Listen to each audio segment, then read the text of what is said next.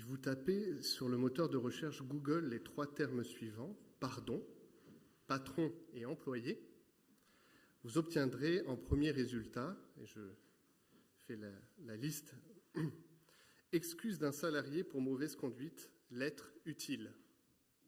Comment s'excuser après avoir fait une erreur au travail? Modèle de lettre pour pardon au patron.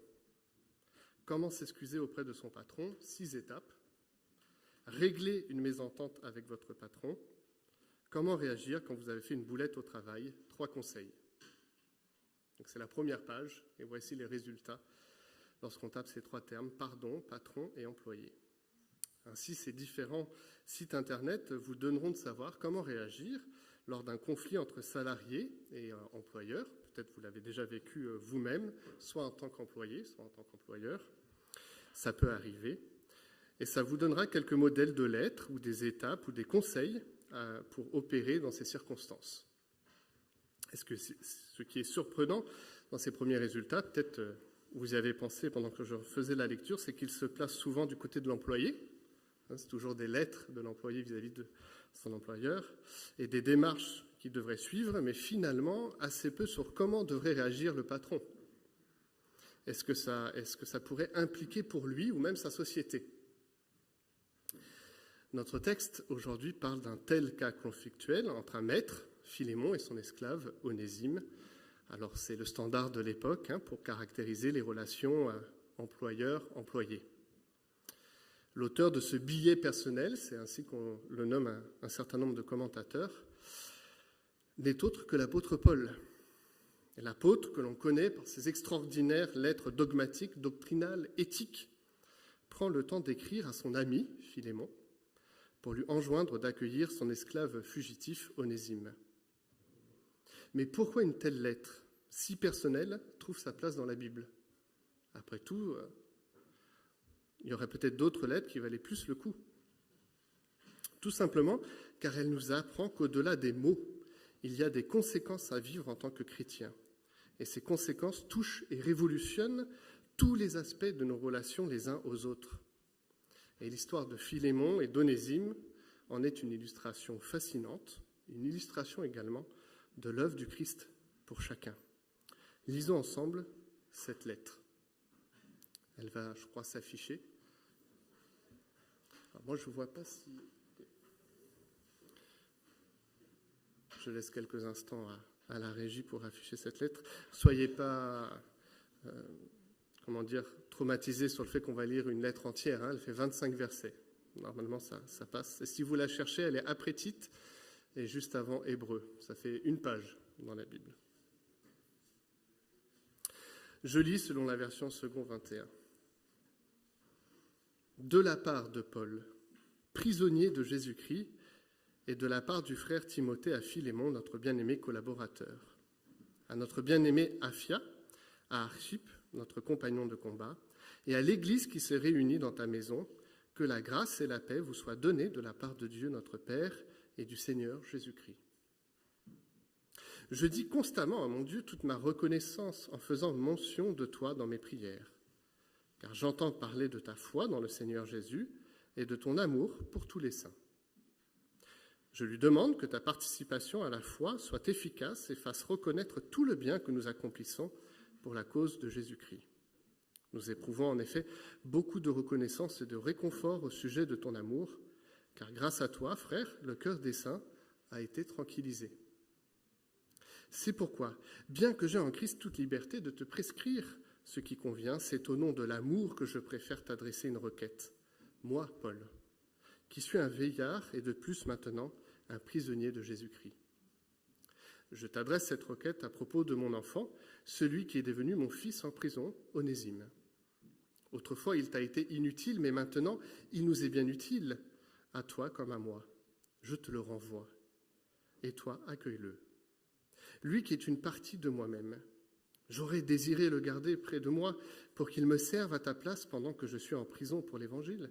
Mais je n'ai rien voulu faire sans ton avis, afin que ton bienfait ne paraisse pas forcé, mais qu'il soit volontaire. Peut-être a-t-il été séparé de toi pour un temps, afin que tu le retrouves pour toujours, non plus comme un esclave, mais bien mieux encore comme un frère bien-aimé. Il l'est particulièrement pour moi. Il le sera d'autant plus pour toi dans vos rapports humains et dans le Seigneur. Si donc tu me considères comme ton ami, accueille-le comme si c'était moi. Et s'il t'a fait du tort ou te doit quelque chose, mets-le sur mon compte. Moi, Paul, je l'écris de ma propre main, je te rembourserai, sans vouloir te rappeler que toi aussi tu as une dette envers moi. C'est toi-même. Oui, frère, rends-moi ce service dans le Seigneur, tranquillise mon cœur en Christ. C'est en comptant sur ton obéissance que je t'écris, sachant que tu feras même plus que ce que je ne demande. En même temps, prépare-moi un logement, car j'espère vous être rendu grâce à vos prières. Épaphras, mon compagnon de détention en Jésus-Christ, te salue, ainsi que Marc, Aristarque, Démas et Luc, mes collaborateurs. Que la grâce de notre Seigneur Jésus-Christ soit avec votre esprit. Amen. Est-ce que ça marche au niveau du PowerPoint ou pas trop? Okay. Pour comprendre ce qui se joue dans la lettre que Paul adresse à son ami Philémon, il faut saisir la situation qui est présente. Philémon est un membre de l'église de Colosse, alors sûrement assez fortuné, parce qu'il semble avoir plusieurs esclaves à son service, et il a aussi la capacité d'accueillir chez lui une partie de l'église, sûrement sur le format d'un groupe de maison. C'est ce qui nous est dit. Et il y a un de ses esclaves, Onésime, qui s'est enfui. On ne sait pas exactement ce qui l'a poussé à le faire, mais on peut imaginer qu'il a volé son maître. C'est ce que peut suggérer la proposition de Paul de rembourser Philémon. Il est parti avec la caisse. Dans sa fuite, Onésime a rencontré Paul. Paul lui a parlé de la foi et Onésime est devenu chrétien. Sa transformation semble radicale. Il est aujourd'hui, dans le contexte de la lettre, un serviteur dévoué de l'Évangile et il assiste Paul dans son ministère. C'est un retournement de situation, d'un serviteur et d'un esclave malhonnête. On a là un homme de Dieu qui est dans le ministère. Le problème qu'aborde cette lettre, c'est que la situation avec Philémon, elle n'est pas réglée. Et on peut imaginer qu'Onésime est toujours considéré comme un fugitif. Paul est peut-être même assez conscient qu'en le gardant auprès de lui, il se fait complice de cette fuite. C'est un recel d'esclaves qu'il est en train de pratiquer. Il prend alors la plume pour écrire à son ami et demander d'accueillir le retour d'Onésime, non plus comme un serviteur malhonnête, mais un frère. Et vraiment, je crois que cette lettre, elle est extraordinaire en bien des points, et je vais essayer de vous argumenter cela. On pourrait diviser notre prédication en 3 points. D'abord, les enjeux de la lettre. Ensuite, la supplique de Paul, donc l'argumentaire que Paul développe pour que Onésime puisse aller vers Philémon et que Philémon puisse l'accueillir en retour. Et le dernier point, le message, la pointe de ce texte. Les enjeux, alors c'est la première slide. À l'époque de la rédaction de la lettre, la majorité des habitants de l'Empire romain ne sont pas des citoyens, comme vous et moi aujourd'hui, mais des esclaves. C'est les 2/3 de l'Empire. Donc il y a 1/3 qui sont des citoyens et les 2/3 sont des esclaves. Les esclaves n'ont que très peu de droits et ne disposent pas de leur liberté. Ils sont au service d'un maître et on a plusieurs documents qui attestent de cela dans l'Empire romain, d'un maître qui peut faire ce qu'il veut jusqu'à les tuer ou les crucifier. Le maître peut faire n'importe quoi avec ses esclaves. Il n'aura rien à rendre par rapport à cela. Alors vous vous dites, oui, mais quand même, Philémon, il est chrétien. Et on peut imaginer que c'est un meilleur maître que les autres. En tout cas, c'est un légitime espoir pour nous. On peut espérer qu'en tant que croyant, il n'allait pas jusqu'à tuer Onésime s'il revenait. Mais le problème dans ce texte, c'est qu'il ne pouvait pas non plus laisser passer la fuite et le larcin de son esclave. Il y avait plein de questions qui se posaient si c'était le cas. Comment allaient réagir les autres esclaves de la maisonnée? Quel serait le retentissement d'un pardon de Philémon envers Onésime, socialement parlant?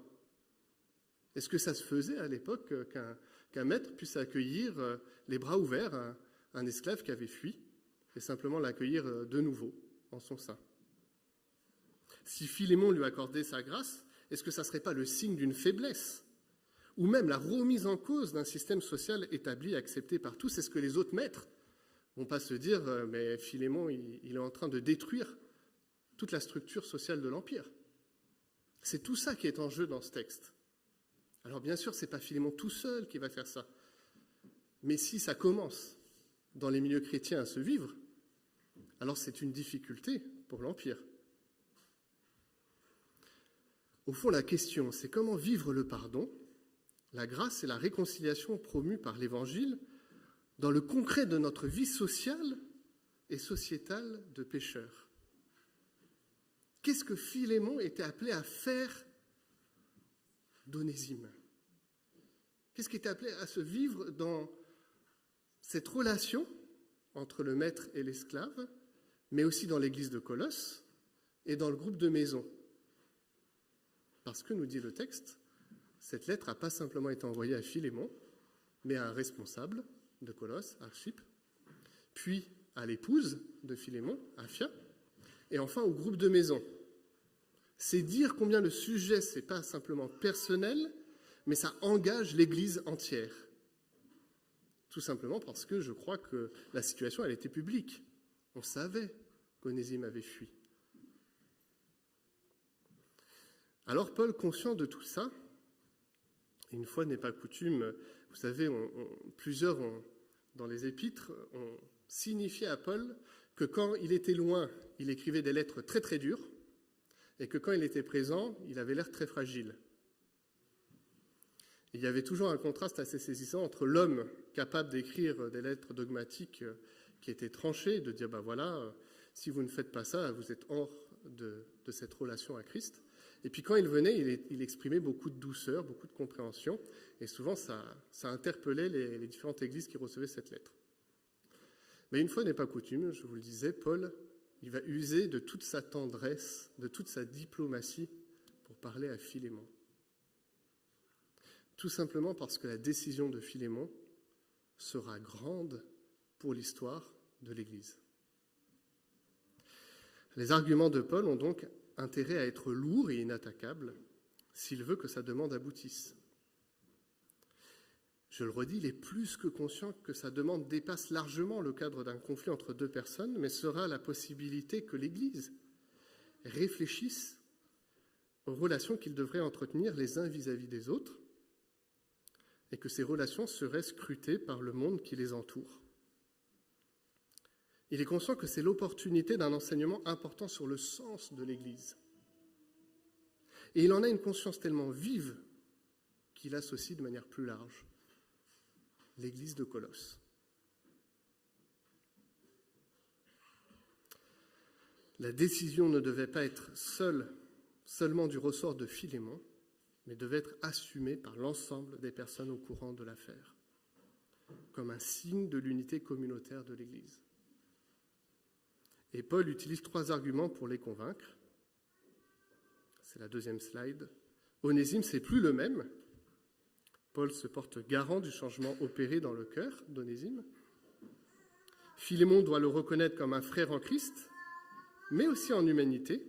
C'est une révolution pour l'époque. Et Philémon a une dette envers Paul. C'est l'image de la dette que nous avons envers le Christ. Pour le dire autrement, nous sommes tous des Onésimes. Alors le premier argument, c'est le plus simple dans notre lecture. On constate qu'Onésime n'est plus le même. Paul ne tarit pas d'éloges sur le changement radical qu'a opéré cet esclave.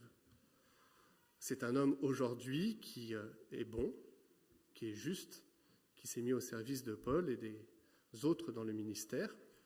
Il a même, on le comprend en scrutant le texte, un cœur pour l'évangélisation.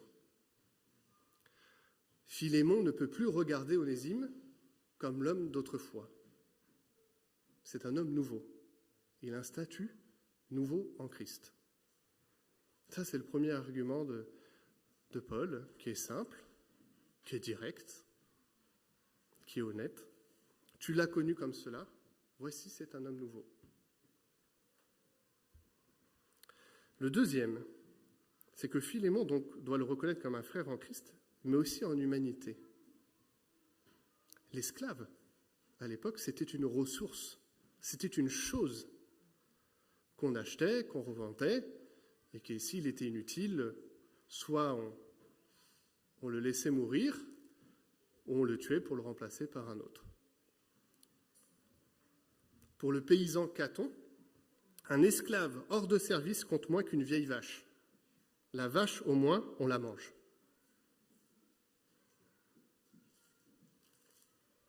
C'est vous dire combien cette phrase toute simple, « Reconnais Onésime comme ton frère », selon la chair, a une portée exceptionnelle. C'est extraordinaire ce qu'est en train de dire Paul. Dans l'Église, regardez-vous les uns les autres dans l'égalité et dans la valeur que le Seigneur vous donne. Aujourd'hui, c'est un acquis pour nous. Et la France se targue de ses droits de l'homme universels. Mais à l'époque, ça ne l'est pas du tout. Et quand bien même aujourd'hui nous avons des textes fondateurs, est-ce si facile que ça de regarder l'autre, le prochain qui est sur notre route, comme ayant la même valeur et la même dignité que nous? N'est-ce pas un exercice sans l'Évangile qui est d'une extrême complexité? Combien de fois dans la semaine nous avons posé un regard jugeant parce que la personne n'a pas agi tout à fait comme nous l'aurions souhaité, parce qu'elle nous a paru différente dans son contexte social, économique ou culturel. Je me rappelle lors des maraudes d'une jeune femme rencontrée avec qui on a discuté et elle a simplement dit « Le fait que vous discutiez me rend la dignité de ce que je suis ». Ce n'était pas le café, ce n'était pas le sandwich qu'elle recherchait. D'ailleurs, elle nous a signifié que beaucoup lui ont donné tout cela, mais était partie ensuite assez rapidement. Et je crois qu'elle avait exprimé quelque chose de vrai. Elle avait dit « Je suis juste un faire-valoir pour ces personnes. » Mais vous, vous êtes arrêté et vous avez parlé. Et je trouvais ça tellement simple et tellement puissant que personnellement, ça m'a renouvelé sur le fait de me dire que dans les maraudes, le plus important, c'était le fait de parler. Je l'entends à chaque fois qu'on prépare les maraudes, mais ça me rappelait ça. Ou le nombre de fois, lors de rencontres fortuites, où je dois faire un effort parce que ce n'est pas le même statut social que moi, le même statut économique ou culturel, et je dois me placer dans la réalité de l'autre pour avancer. Je dois le reconnaître comme un frère dans la chair, cette même chair que nous avons ensemble, et lorsqu'il est chrétien, dans le même statut de fils et fille de Dieu. Paul, par un verset, est en train de révolutionner la vie de l'Empire romain et de l'Église. On peut vraiment se poser la question comment ils vivaient leur culte ensemble, entre esclaves et maîtres. Quelle façon ils avaient trouvé de vivre cela. Paul le dit très simplement, si vous avez compris l'Évangile, c'est une fraternité et une égalité que vous devez vivre. Un troisième argument, peut-être le plus fort, en tout cas le plus puissant dans la manière dont il est amené, c'est que Philémon a une dette envers Paul. Alors cette dette, elle est très simple, c'est par l'entremise de Paul, de sa parole, de son évangélisation, que Philémon est venu au Christ. Paul renverse cela en disant « Mais finalement, si Onésime t'a volé de quelque chose, moi, je peux aussi te rembourser. » Lorsqu'on y pense très simplement, ce thème de la dette, c'est un thème très juridique et qui a tout son contenu dans la relation maître-esclave. On pouvait affranchir l'esclave. Mais ce que dit Paul ici, c'est de dire que le premier qui a payé la dette, c'est Christ vis-à-vis de nous. Paul, en parlant, l'a signifié un petit peu plus en amont de ce texte, il est l'apôtre du Christ. Il est au service du Christ ressuscité. C'est pour cela qu'il a évangélisé Philémon. C'est pour cela qu'il en a parlé.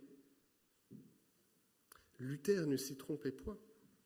Il dit « Nous voyons avec quel tendre intérêt saint Paul s'occupe du pauvre Onésime, intercède pour lui auprès de son maître par tous les moyens en son pouvoir, se met à la place de l'esclave comme si lui-même avait péché.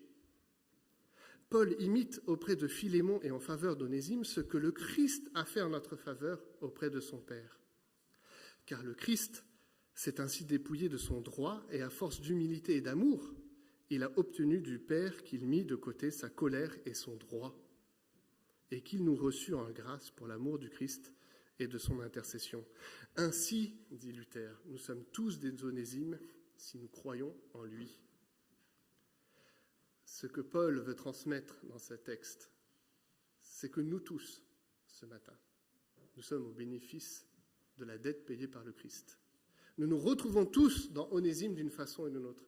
Philémon, Archippe, Aphia, l'église de Colosse, mais tous ensemble en fait. Si le Christ a vraiment payé la dette pour nous libérer, alors il est normal que nous libérions ceux et celles qui sont autour de nous. Que nous puissions vivre cette liberté, que nous puissions l'incarner dans notre vie.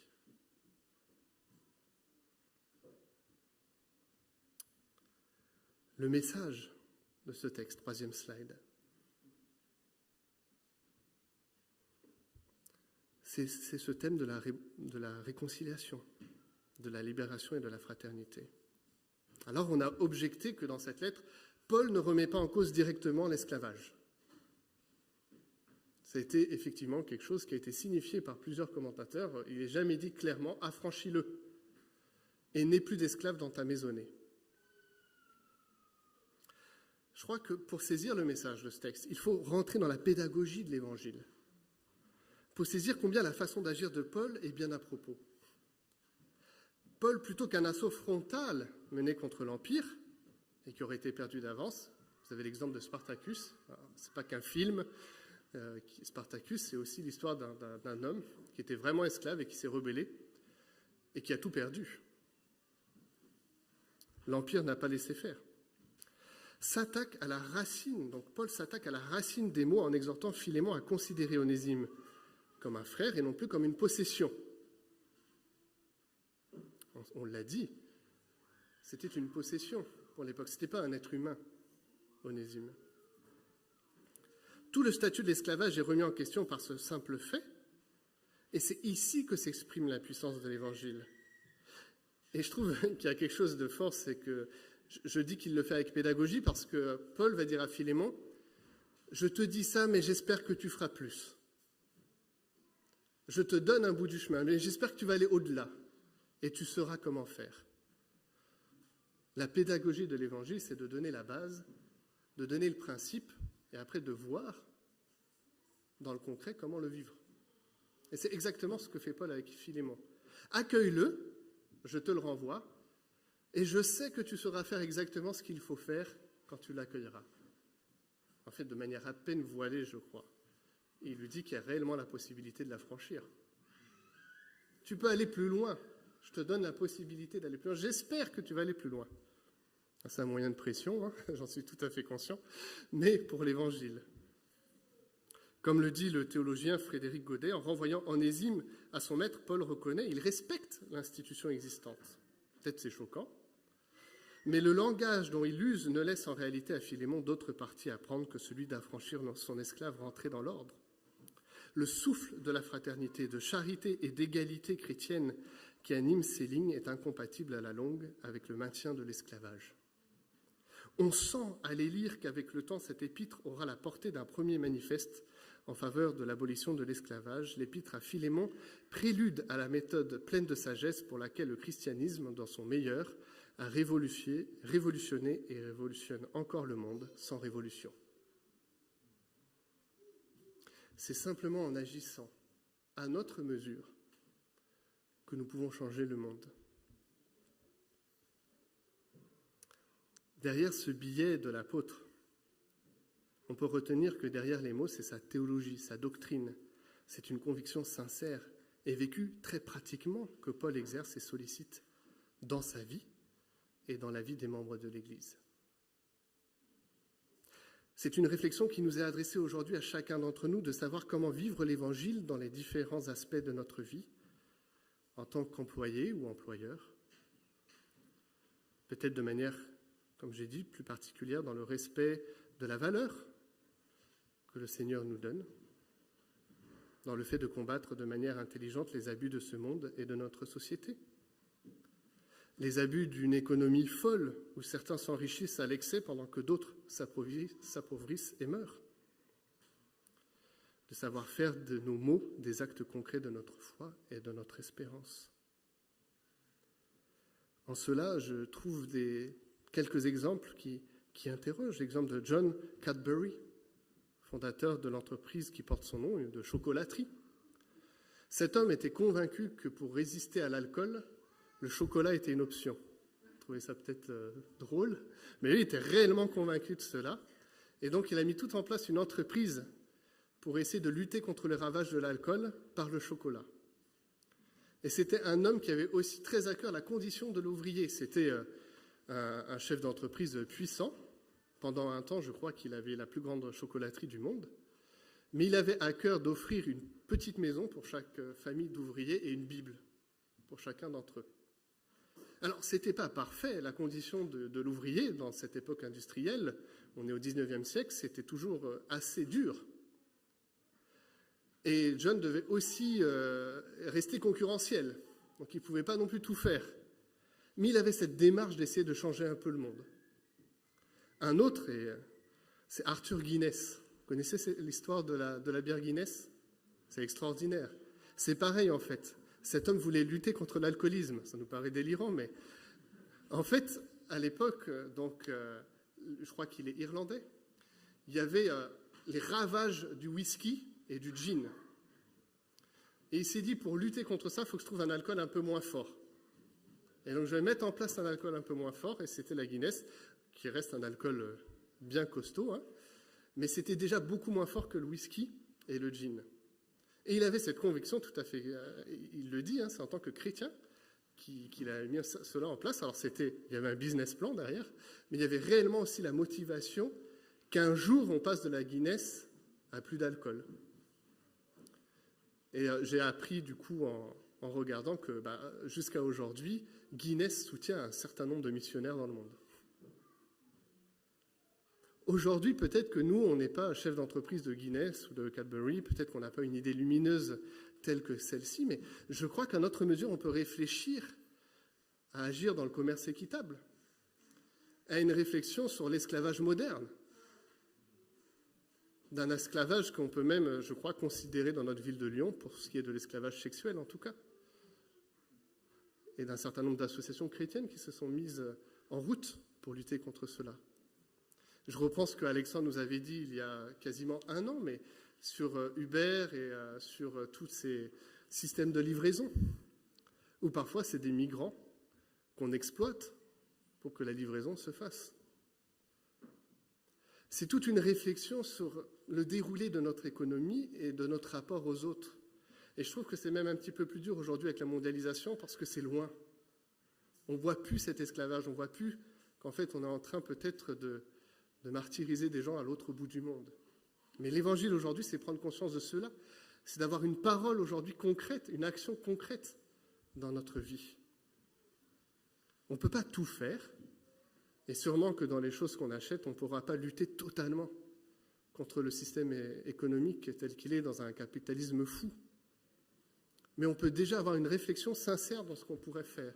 On peut déjà avoir en tout cas un regard vers l'autre qui change. Le reconnaître dans sa chair et avoir le cœur de l'amener pour le reconnaître dans son appartenance à Christ. Tout ça, en fait, c'est l'incarnation de ces 25 versets de la lettre de Paul à Philémon. Ce texte nous dit très simplement qu'il faut nous saisir à nouveau de ce que revêt l'œuvre du Christ ressuscité dans nos vies. Il nous rappelle le paiement de notre dette à la croix et à la résurrection, et combien nous avons la possibilité d'exprimer qu'une dette peut être remise, d'exprimer à nouveau la valeur de la vie, la valeur d'un homme, d'une femme et d'un enfant, la valeur dans son époque d'un esclave. À nous aujourd'hui de contextualiser, comme je viens de le faire, mais on pourrait le faire de manière bien plus large, très simplement, et de recevoir cette lettre pour ce qu'elle est. Un appel du Christ ressuscité à la fraternité, à l'égalité, oserais-je dire à la liberté. Prions. Seigneur, ce matin, nous voulons relire cette lettre de Paul à Philémon en considérant l'ensemble de ce que tu dis, de ce qui transparaît, de ce message, Seigneur, que tu as pour nous en tant qu'Église de Lyon, de ce message que tu as pour l'Église dans son ensemble. De reconnaître, Seigneur, que nous avons peut-être besoin d'être changés intérieurement pour avoir un regard renouvelé sur notre prochain. D'être renouvelés par ton Saint-Esprit dans les relations que nous pouvons avoir les uns aux autres dans l'Église. D'être capable de nommer peut-être ce qui doit être changé. Et de le faire à notre mesure, avec ton assistance. Nous voulons nous saisir ce matin du privilège d'être ensemble à cette table de la Sainte Seine, quelle que soit notre condition sociale. Qui que nous soyons, tu nous invites à cette table. Permets-nous de prendre ce pain et ce vin, en ayant cela à l'esprit, toi qui nous as précédés par ton œuvre et ton ministère. T'en prions en ton Saint-Nom, Jésus. Amen.